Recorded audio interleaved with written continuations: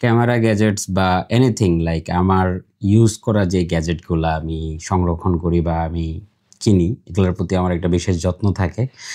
আমি gadget freak না, আমি এত অবসেসড না, বাট আমি একটা জিনিসে ইউজ করতে করতে নষ্ট করলে আমার কাছে আমার কোনো প্রবলেম মনে হয় না, বাট মিস ইউজ আমার ভাল লাগে না। মনে করেন যে আমি একটা ক্যামেরা কিনলাম, এটা যত দামি হোক আর যত কম দামি হোক, বা আমি একটা মানে এনিথিং কিনলাম, মানে একটা গ্যাজেট কিনলাম, যে কোনো কিছু একটা কিনলাম, যেটা কিনা আমি ঠিকভাবে প্রপার ইউজ করলাম না, ইউজ না করে কি করলাম, এটারে উল্টাপাল্টা ইউজ করে নষ্ট করলাম, ওই জিনিসটা আমার একবারেই অপছন্দ।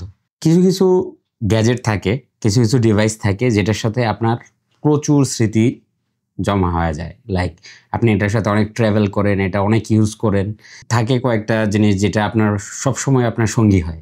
2017-18 থেকে আমি টোটাল ফটোগ্রাফির জার্নিটা শুরু করি। তো মানে শেখা শুরু করি। ফার্স্টে আমি নিকন কিনছিলাম একটা ক্যামেরা, নিকন D3200, যেটা 3200 আমার ফার্স্ট পারচেস ছিল। আর ম্যাক্সিমাম ডিভাইস আমার সেকেন্ড হ্যান্ড কিনা হয়, কারণ টাকা পয়সার একটা ব্যাপার আছে। আর সেকেন্ড হ্যান্ড কিনতে কমফোর্ট লাগে, যে মানে একটা গ্যাজেটের টাকা দিয়ে আমি দুইটা গ্যাজেট কিনতে পারছি। আর কিছু কিছু জিনিস আছে যে মানুষ অনেক আদর করে ইউজ করে, দেখা বোঝা যায়।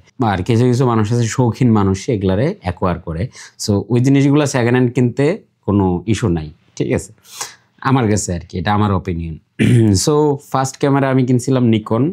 ওইটা যে বিক্রি করছিল সে 700-800 ছবি তুলছে টোটাল ওই ক্যামেরাটা দিয়ে।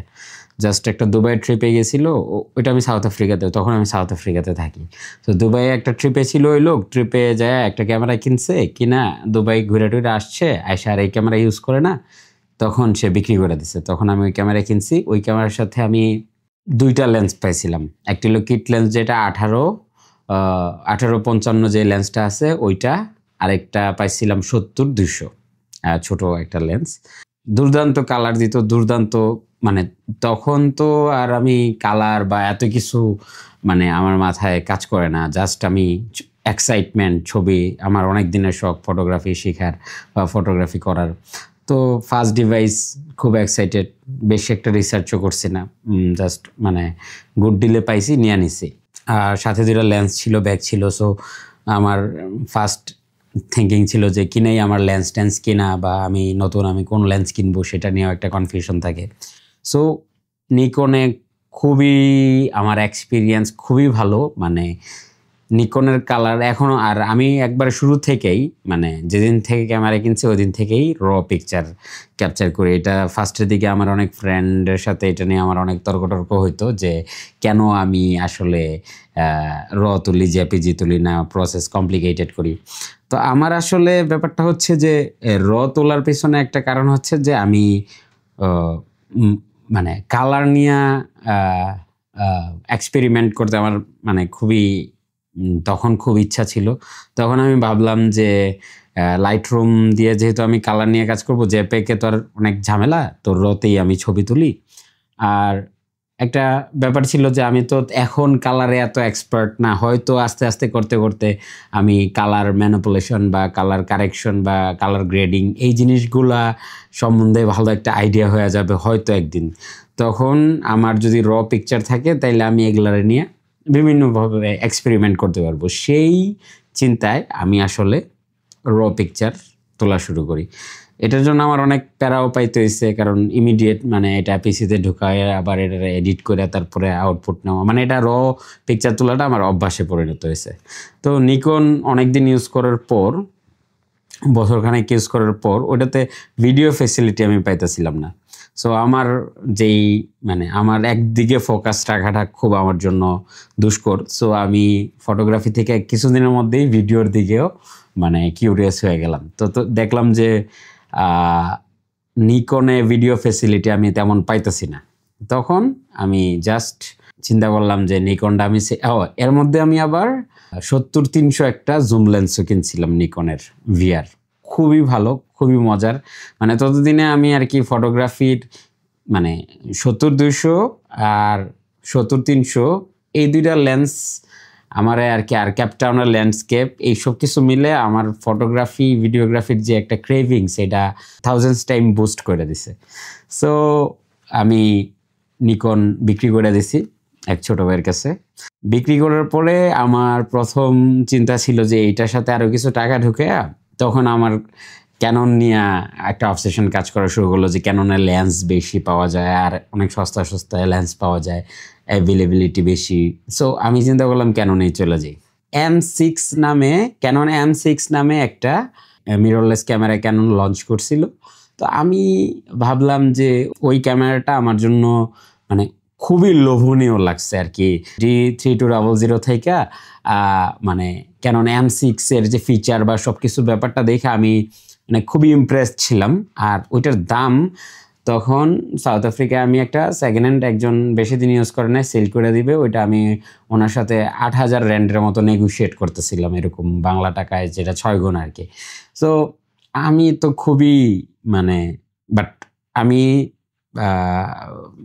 নিকন সেল করছিলাম আই থিঙ্ক 5,000 র্যান্ডে। তো 5-6-30,000 এরকম 30,000 বাংলা 30-35,000 টাকা। সো আমি ভাবতেছিলাম যে ওই টাকার সাথে আরও টাকা অ্যাড করে আমি ওই M6 কিনা ফেলবো। তো M6 কিনা ওই লোকের সাথে আমার কথাবার্তা প্রায় চলতেছে। এর মধ্যে আমার একটু ডিলে হওয়ার কারণে টাকা তো আর হাতে থাকে না, টাকা অনেকটাই খরচ হয়ে গেছে। তো আমি আর ওই সময় M6টা কিনতে পারি নাই। সো কয়েকদিন পর আমি দেখলাম যে ক্যাননের একটা ক্যামেরা তো বের হয়েছে সনির সাথে মিররলেসের টক্কর দেওয়ার জন্য। ক্যানন কম দামে একটা এন্ট্রি লেভেলের মিররলেস ছাড়ছে, যেটা হচ্ছে Canon M50, which is ATD replace. ATDর যেই অডিয়েন্স ছিল তাদের নিয়ে আসবে হচ্ছে মিররলেসে। এটা আই থিঙ্ক ক্যাননের ওই সময়ের একটা মানে প্রোডাক্ট লাইন আপ দেখলে যেটা বোঝা যায় আর কি। সো ফিচার ম্যাক্সিমামই ATDর সাথে মিলে, বাট এটা মিররলেস কম্প্যাক্ট, মানে ব্লগিংয়ের জন্য, হাতে নিয়ে ব্লগিং করার জন্য সুপার। ভিডিও কোয়ালিটিও সেই 4K আছে, বাট পরে বুঝলাম যে আসলে 4K এটা ইউজেবল না তেমন একটা। বাট যাই হোক 1080p সুপার কাজ করে, মানে সব কিছু মিলে ফটোগ্রাফির অপশনও খুব মজার আছে, খুব ভালো আছে। সো আমি চিন্তা করলাম যে একবারে নতুন বেরিয়েছে 2018-তে, 18 ফেব্রুয়ারিতে লঞ্চ হয়েছে, এটা 19-এর ফার্স্টের দিকে আমি কিভাবে পাবো সেকেন্ড হ্যান্ড, তাও মানে লাক ট্রাই করার জন্য আমি মার্কেট প্লেসে দেখলাম। তো দেখলাম যে আরে এটা তো একটা মাত্র অ্যাভেলেবল আছে, তাও হারমান আছে, যেটা ক্যাপটাউন থেকে অনেক দূর, ঠিক আছে।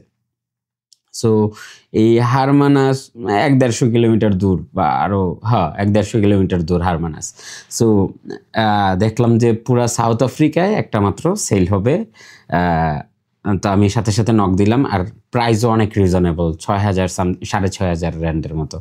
সো আমার তো মানে খুব ভালো লাগতেছে যে আমি এখন এটা। আর সমস্যা হলো তখনও মানে ক্যামেরা কিনতে গেলে একটু ভালো প্রাইসের ক্যামেরা দেখলে এটা স্ক্যাম হইতো। আপনারা যারা বিদেশে থাকেন জানেন যে আসলে বিদেশে এই সেকেন্ড হ্যান্ড মার্কেটে প্রচুর স্ক্যাম চলে, ঠিক আছে, ডিফারেন্ট স্ক্যাম চলে। সো এই প্রাইস দেখে ফার্স্টে আমার কাছে মনে হয়েছে স্ক্যাম, যে এত কম দামে এত নতুন, তাও আবার এক পিস সেল হইতেছে। সেলার তো অবশ্যই রিসার্চ করে দেখবে যে কয় পিস মার্কেটে আছে। আমি মানে তো সেলার একজন মহিলা ছিল, সে আর কি ভদ্রমহিলা এত রিসার্চ করে নাই, সে জাস্ট মানে সেল করে দিবে।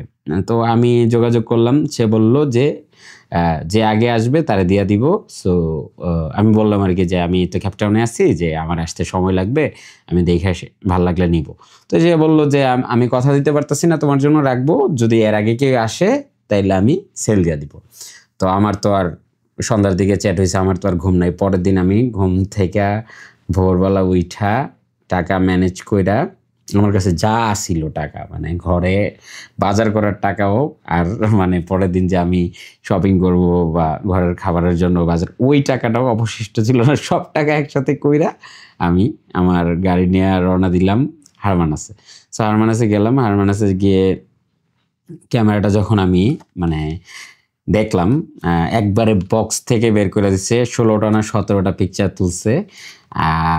আর মানে এটা ওই মহিলার ম্যারেজ অ্যানিভার্সারির একটা গিফট ছিল, বাট এটা ওনার কাছে কমপ্লিকেটেড লাগতেছে, এত কিছু ওনার ভালো লাগতেছে না, উনি সেল করে দিবে, মানে এটা ইউজ করবে না ওনার হাজব্যান্ড, আর উনি ডিসাইড করছে।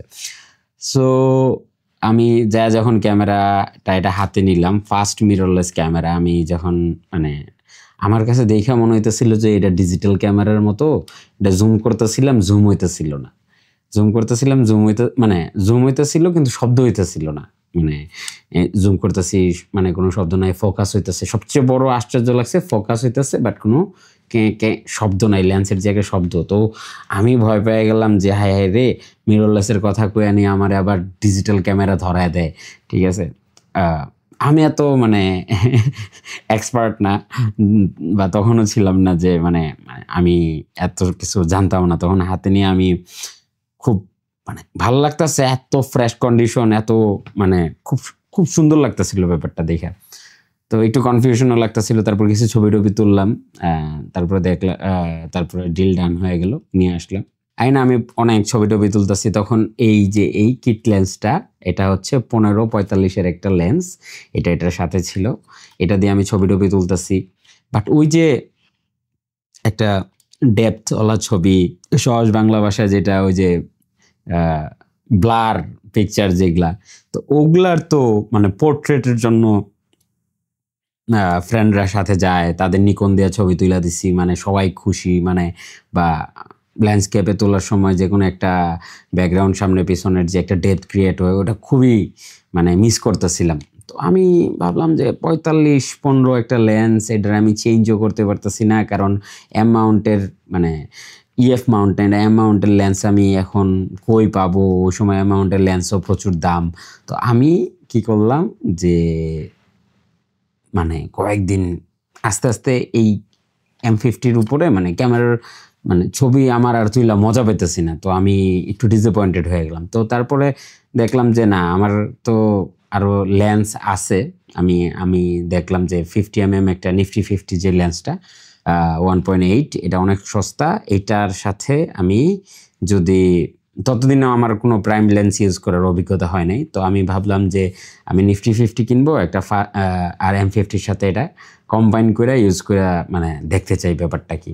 তো বাংলাদেশে যে জিনিসটা খুব ল্যাকিং, সেটা হচ্ছে এমন একটা ক্যামেরার দোকান, বা আপনি মানে যেই প্রফেশনেই থাকেন ওই প্রফেশনের এমন একটা দোকান সব, যেটা গ্যালারি টাইপ আর কি। ক্যাপটাউনে একটা আছে ORMS, সো ওদের ব্যাপারটাই অন্যরকম, ওদের ক্যামেরা দোকান বললে আসলে ভুল হবে। এটা একটা ইনস্টিটিউট যেটাতে ফটোগ্রাফি শেখানোর স্কুল, ফিল্ম শেখানোর স্কুল, ক্যামেরা গিয়ার রেন্টাল, তারপরে ক্যামেরা সেলস, মানে ইচ অ্যান্ড প্রিন্টিং, ফটোবুক বানানোর, মানে এক এরিয়াতে সব কিছু একটা ছোট এরিয়ার মতো নিয়ে নিছে, 4-5টা বিল্ডিং মিলায়া বিশাল একটা আয়োজন।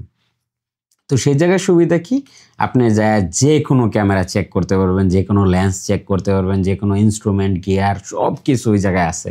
মানে কফির ব্যবস্থা আছে, আপনি যে কফি খেতে পারতেছেন, আপনি অন্যান্য ফটোগ্রাফারদের photo, vintage camera line up, মানে ওই জায়গায় আপনি সারাদিন কাটাইতে পারবেন, এরকম একটা ব্যাপার স্যাপার আর কি। তো আমিও প্রায় আমার ভালো লাগতো ওই গিয়ার টিয়ারের আপডেট বা ওই জায়গার ক্যাটালগুলো দেখতাম, নতুন নতুন গিয়ার চেক আউট করতাম। তো আমি আমার M50 নিয়ে গেলাম, যাওয়ার পর আমি তাদের জিজ্ঞাসা করলাম যে এটার কনভার্টার অ্যাভেলেবল কিনা। তারা তখন বলল কনভার্টার নাই, কয়েকদিন পরে আসবে, তো আমি প্রি অর্ডার করতে হবে। তো আমি প্রি অর্ডার করলাম, কয়েকদিন পরে কনভার্টার আসলো। আসার পর আমি ক্যামেরা মানে কনভার্টার আসার পর মানে এরকম না যে প্রি অর্ডারটা এরকম ছিল না যে আমি নিবই, আমি বলছি যে আনো, আমি আগে ইউজ করব, মানে আমি দেখবো, দেখা যদি আমার কাছে মনে হয় যে এটা আমার জন্য দরকার তখন নিব। তারা বলছে সমস্যা নাই, এটা তো আমরা এমনি আনবো, তো নিয়ে আসছে। তো 1 সপ্তাহ পরে আমি গেলাম, তখন এই ক্যাননের এই মাউন্ট থেকে মানে ইএফ মাউন্টের যে কনভার্টার ক্যাননের, এইটা আমি পারচেস মানে ইনস্টল করলাম করে। 50mm একটা 50mm না 85mm মনে হয় ওদের, মানে ওদের ওই দোকানে সব আছে, আপনি যে কোনো লেন্স, যত দামি লেন্স পঞ্চা লাগে চেক করে দেখতে পারবেন। তো আমি ওই 50mm চেক কইরা, তো এটার মানে কোয়ালিটি বা ওই যে যে একটা ডেপথ, এগুলা দেখে আমার কাছে খুবই ভালো লাগতেছে, মানে খুবই ভালো লাগছে। সাথে সাথে আমি কিনা ফেলছি। আর ওই যে আবার ওই যে সেকেন্ড হ্যান্ড লেন্স কিনছি, সেকেন্ড হ্যান্ড লেন্স কিনছি, একটা নিফটি 50 কিনলাম এই অ্যাডাপ্টার। আর এই যে আমি সেটআপটা এখনই কইরা দেখাই, আমার ওই মেমোরি মনে পড়ে গেছে যে কি যে মজা লাগছিল। এই যে আমি জাস্ট এরকম ভাবে করলাম, করার পরে যে এটা অবশ্য নিফটি 50 না, এটা 50 এর লেন্সই, বাট এটা হচ্ছে এই যে 1.4। সো এই যে সেটআপটাও তখন হয়েছে এরকম। এই যে আবার একটা পাঞ্চ পাইলাম, M50 ইউজ করার যে একটা মজা শুরু হইলো আমার ওই ওই দিন থেকে আজকে পর্যন্ত, লাইক এখন 2025, 19 থেকে এই মানে 25 পর্যন্ত আমি এই M50 ইউজ করতেছি। এটা আমার সাথে কই না গেছে, সাউথ আফ্রিকা তো ঘুরছে পুরাটা, নেপাল, থাইল্যান্ড, বাংলাদেশের আনাচে কানাচে, মানে এটা নিয়ে বাংলাদেশের আনাচে কানাচে এটা নিয়ে যাওয়া হয়েছে। এটা নিয়ে প্রচুর ছবি, প্রচুর ভিডিও আমার ইনস্টাগ্রামে, ফেসবুকে, টিকটকে, এটার রিলের এটার মাধ্যমে যে রিল ক্রিয়েট করছি ওগুলার অভাব নাই, বা সিনেমেটিক ভিডিও ক্রিয়েট করা ট্রাই করছি, অনেক ভিডিও এক্সপেরিমেন্ট এটা দিয়ে আমি করছি। আর পিকচারের তো কোনো হিসাবই নেই, প্রচুর ছবি তুলছি। তারপর 2022 এসে মনে হইলো যে না, আমার ওয়াইল্ড লাইফ মনে হয় ট্রাই করা উচিত। ওয়াইল্ড লাইফে আমি খুব বাংলাদেশে আসার পরেও, মানে সাউথ আফ্রিকা থাকতে ওয়াইল্ড লাইফের প্রতি মানে কেমন একটা আজব আমার। ওই যে এখন ওয়াইল্ড লাইফের ভাই ব্রাদাররা যখন কথা হয় তারা আমারে মানে এই ব্যাপারটা নিয়ে অনেক হাসাহাসি করে যে সাউথ আফ্রিকা থেকে দেশে এসে আপনি ওয়াইল্ড লাইফ নিয়ে পাগল হয়েছেন। সাউথ আফ্রিকা তো ওয়াইল্ড লাইফ তুলছি, বাট ওরকমভাবে মানে ওই সময় লেন্স কিনা বা এরকমভাবে মানে ফিনান্সিয়ালের একটা ব্যাপার স্যাপার, বা মানে জাস্ট লেন্স কিনলেই তো হয় না, যে সাউথ আফ্রিকায় মানে মোবিলিটির একটা ব্যাপার, মুভমেন্টের একটা ব্যাপার স্যাপার আছে। সব কিছু মিলে আমার কাছে মনে হইতেছিল যে দেশে যায় ওয়াইল্ড লাইফ, দেশে আসার পরে তো পুরো ওয়াইল্ড লাইফের প্রতি একটা আকর্ষণ কাজ করতেছিল যে একটা লেন্স কিনি, জুম লেন্স। পরে ট্যামরনের একটা লেন্স কিনলাম 150-600, ওইটার সাথেও এই M50 ম্যাক্সিমাম ইউজ করা হয়েছে।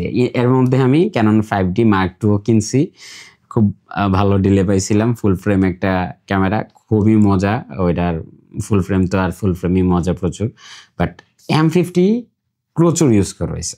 সো ওয়াইল্ড লাইফ থেকে শুরু করে, স্ট্রিট থেকে শুরু করে, ইভেন্ট, মানে কি না আসলে সব কিছু। ট্রাভেল ফটোগ্রাফি বিশেষ করে সবচেয়ে বেশি ছবি তোলা হয় আমার ট্রাভেল ফটোগ্রাফি। সো মানে M50 মাঝখানে আমি চিন্তা করছিলাম সেল করে আমি আরেকটা ক্যামেরা নিব। তো এখন চিন্তা করলাম যে এটা সেল করতে গেলে আমি কয় টাকা পাবো, লাইক 30,000-40,000 তো পাবো না, কারণ এটার বাংলাদেশের ওয়েদারের কারণে। সাউথ আফ্রিকা থাকতে এটাতে একটা স্ক্র্যাচও ছিল না। বাংলাদেশে আমাদের ওয়েদারের কন্ডিশনের কারণে আসলে সব কিছু গরমে, হিটে এগুলা সব উঠে গেছে। ঠিক আছে, অবস্থা ভালো না। এই যে সেটা ফসকা পড়ে গেছে গ্রিপটাতে। সো পরে আর এটা সেল করা হইলো না, সেল করলাম না। ভাবলাম এটা আমি রেখে দিব। এটা মানে এটার সাথে আমার প্রচুর স্মৃতি জড়িত। এই হচ্ছে আমার ক্যানন M50-র গল্প। শর্ট করে বলা ট্রাই করছি, তাও মাঝখানে অনেক ডিস্ট্রাক্টেড হয়ে অনেক কথা বলে ফেলছি। আসলে আমি আমার গিয়ারগুলা নিয়ে বা অন্যান্য ডিভাইসগুলা নিয়ে আপনাদের সাথে এরকম ভিডিও শেয়ার করবো আশা করছি। এরকম ভিডিও না যে খুব এটা ক্যামেরার রিভিউ বা এই সেই এরকম কিছু না, এগুলার বড়ি অনেক হাই কোয়ালিটি পিটার মেগানের ভিডিও আছে। আমি জাস্ট শেয়ার করব আমার গ্যাজেটসের সাথে আমার স্মৃতি, বা কোন গ্যাজেটটা দিয়ে আমি কোন টাইপ অফ জিনিস করার ট্রাই করি, শেখার ট্রাই করি, এক্সপেরিমেন্ট করার ট্রাই করি, ওই জিনিসগুলো আমি আপনাদের সাথে শেয়ার করব। স্টোরিগুলো শুনতে যদি আগ্রহী থাকেন অবশ্যই আমার চ্যানেলে সাবস্ক্রাইব করবেন, কইরা মানে নোটিফিকেশন বেল বাটনও প্রেস করে দিবেন, তাইলে আমি নতুন নতুন ভিডিও যখন দিব তখন আপনাদের কাছে অবশ্যই সেটা পপ ইন করবে আশা করি। আর রিসেন্টলি আমি একটু ফোকাসড কন্টেন্ট দিচ্ছি, যেমন মোটর ব্লগ দিচ্ছি প্রত্যেক সপ্তাহে 2-3টার মতো কইরা, তারপরে ট্রাভেল ব্লগ দিচ্ছি একটা কইরা, ড্রোনের সিনেমেটিক ভিডিও দেওয়া ট্রাই করতেছি, রিলস। সো এখন আমি কন্টেন্ট নিয়ে অনেক বিজি, মানে মানে সোফার ভিউ আসে কিনা নাই ওইটার দিকে আমি কনসেন্ট্রেট করতেছি না, আমি কনসেন্ট্রেট করতেছি যে আমি আমার ক্রাফটে মনোযোগী হইতে পারতেছি কিনা। সো থ্যাঙ্কস, আপনারা এই পর্যন্ত অনেক সাপোর্ট করছেন, যারাই আমার ছোট একটা অডিয়েন্স বেজ আছে। সো তারা মানে অনলাইন থেকে বেশি আমি ফেস টু ফেস ফিডব্যাক পাই যে ভাই এরকম এরকম এরকম। সো থ্যাঙ্কস আপনারা যারা দেখেন আমার কন্টেন্ট বা আপনাদের যারা ভালো লাগে। সো আজকের জন্য এই পর্যন্তই, আল্লাহ হাফেজ।